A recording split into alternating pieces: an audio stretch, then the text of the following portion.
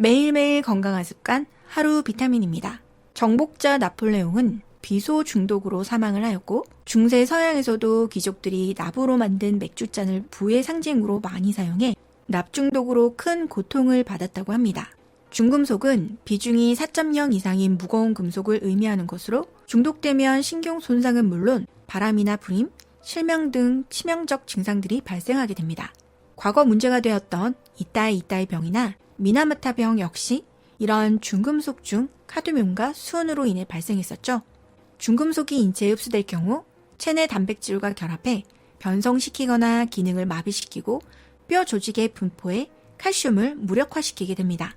또 이것이 혈액으로 이동해 태방과 태아에게 전이될 경우 기형아, 미수가 등을 추산할 수도 있습니다.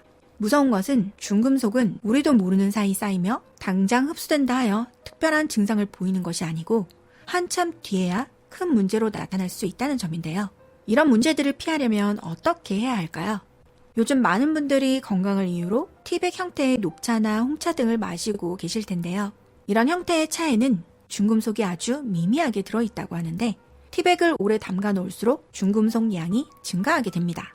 따라서 2분 내지 3분간 우려낸 후 빠르게 건져내는 것이 좋습니다. 연구에 의하면 녹차나 홍차 티백은 98도씨에서 2분간 침출했을 때보다 10분 침출 시 비소 카드뮴 양이 훨씬 증가하게 된다고 하네요.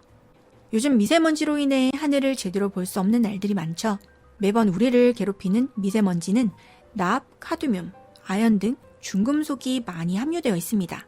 미세먼지는 코나 기도를 통해 걸러지지 않고 폐에 직접 침투하는데 이때 함께 들어오는 중금속은 폐포를 뚫고 혈액으로 들어가 단백질과 결합해 뇌나 콩팥에 영향을 미치기 때문에 각종 이상 증상과 질병을 유발할 수 있습니다.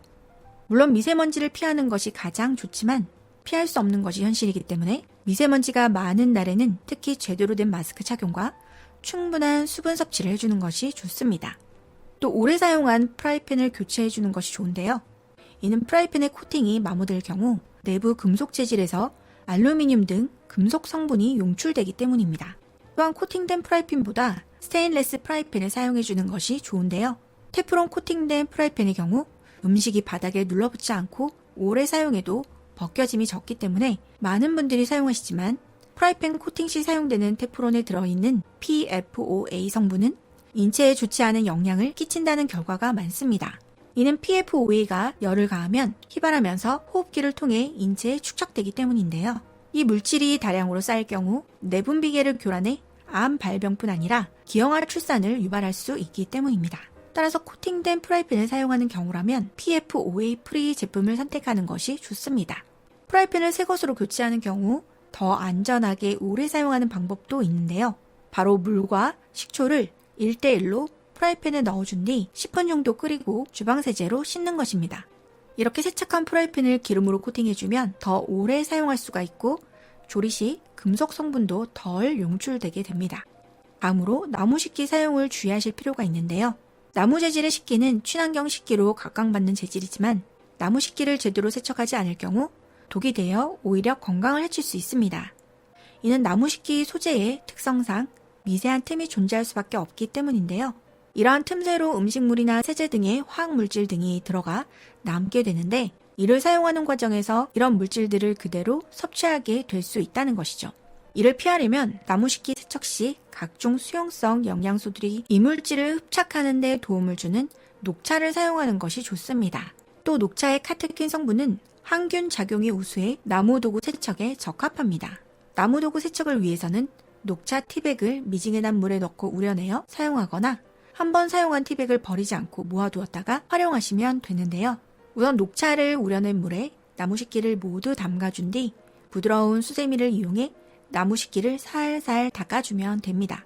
이렇게 세척을 하면 조리 시 기름을 사용한 나무 식기도 기름기를 남기지 않고 깨끗하게 세척이 가능합니다. 마지막 헹굼 단계에서는 흐르는 물에 헹궈서 그늘에 말려주시면 세척이 완료됩니다. 나무 식기를 세척하실 때는 녹차 대신 베이킹소다를 활용하셔도 됩니다. 금이 가거나 깨진 뚝배기 역시 절대 사용하시면 안 되는데요. 뚝배기의 경우 만들 때 유약을 발라서 구워서 만들게 되는데 이런 유약 성분들 안에는 중금속이 있을 수 있으며 양념이나 세제 등을 흡수할 수 있기 때문입니다. 뚝배기 역시 사용 후에 화학세제 사용보다 베이킹소다와 같은 천연세제를 활용해 물에 충분히 담궜다가 설거지를 해주는 것이 좋습니다. 오늘은 여기까지 중금속 축척을 예방하는 방법 등에 대해서 알아보았는데요. 오늘 내용 도움되셨나요? 구독과 좋아요, 알림 설정 잊지 마시고 지금 바로 꼭꼭 눌러주시고요. 오늘 내용이 유익하셨다면 이 영상을 주위 분들에게도 널리 공유해주세요. 그럼 저는 다음 시간에 더 알차고 재밌는 내용으로 찾아뵙도록 하겠습니다. 시청 감사합니다.